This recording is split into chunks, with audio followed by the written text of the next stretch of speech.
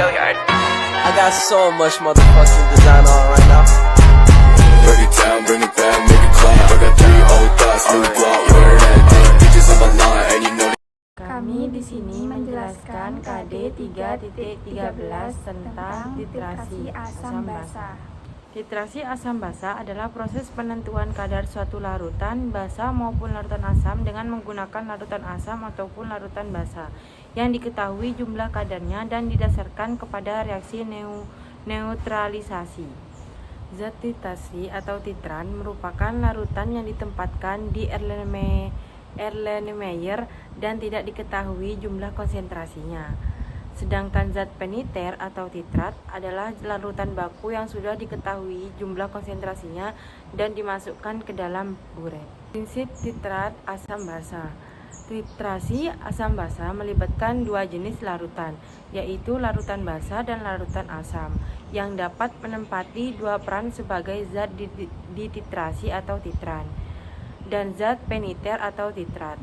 Titrasi asam basa ditentukan berdasarkan kepada proses terjadinya reaksi penetralan.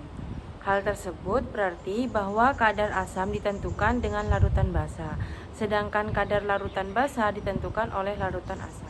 Jenis titrasi asam basa. Jenis titrasi asam basa sebagai berikut. 1.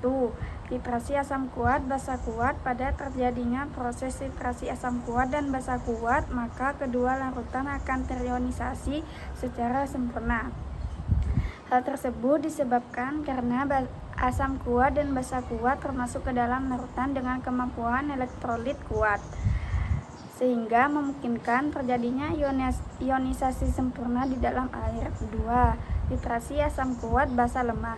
Pada terjadinya proses titrasi asam kuat dan basa lemah, maka basa lemah tidak akan terionisasi secara sempurna. Hal tersebut disebabkan karena basa lemah masuk ke dalam larutan dengan kemampuan elektrolit rendah, sehingga garam yang dihasilkan dalam proses tersebut akan lebih dominan bersifat asam. 3. Titrasi asam lemah dan basa kuat.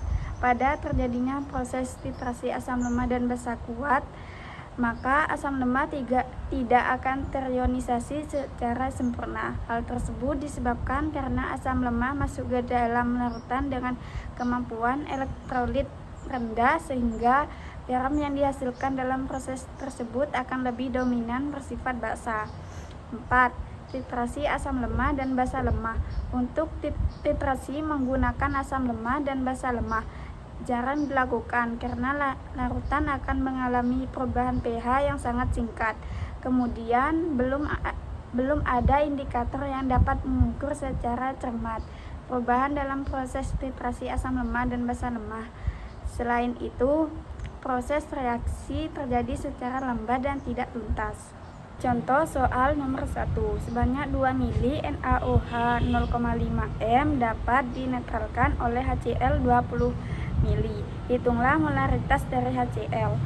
Rumusnya F1 kali M1 kali N1 sama dengan V2 kali M2 kali N2.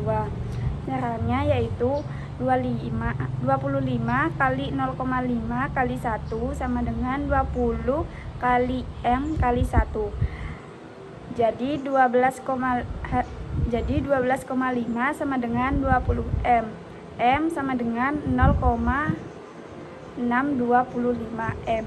Contoh soal nomor 2. 35 mili larutan HBr 0,02 M dapat digunakan untuk mentitrasi 25 mili larutan KOH sampai pada titik ekuivalen.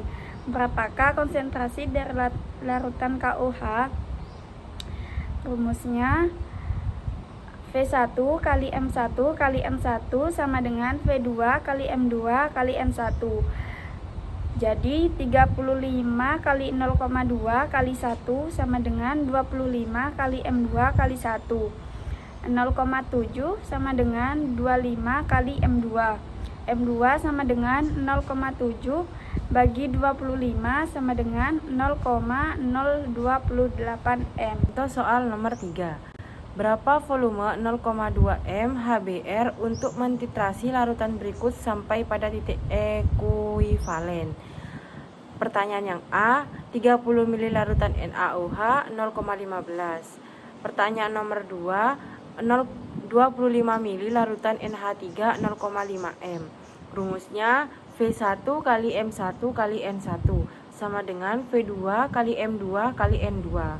Caranya yang pertama, V1 dikali 0,2 dikali 1 sama dengan 30 dikali 0,15 dikali 1. V1 dikali 0,2 sama dengan 4,5. V1 sama dengan 22,5 mili. Yang B, V1 dikali 0,2 dikali 1 sama dengan 25 dikali 0,5 dikali 1. V1 dikali 0,2 sama dengan 12,5. V1 sama dengan 62,5 mili. Contoh soal nomor 4. Sebanyak 2 gram cuplikan NaOH Mr sama dengan 40 dilarutkan ke dalam air dan memerlukan 100 ml larutan H2SeO4 0,4 m untuk menetralkannya. Kadar NaOH dalam cuplikan tersebut adalah sama dengan persen.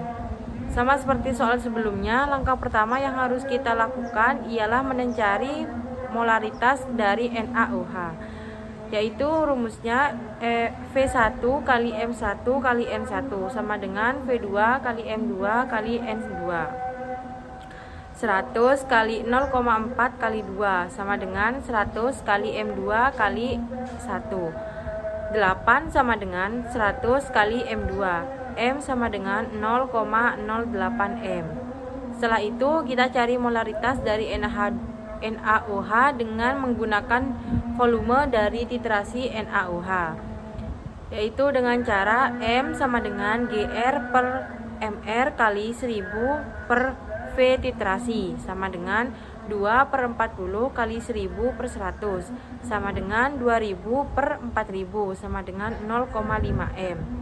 Setelah itu kita bagi molaritas hasil titrasi dengan hasil dari pencarian molaritas biasa, yaitu 0,08 per 0,5 sama dengan 0,16 kali 100 sama dengan 16%.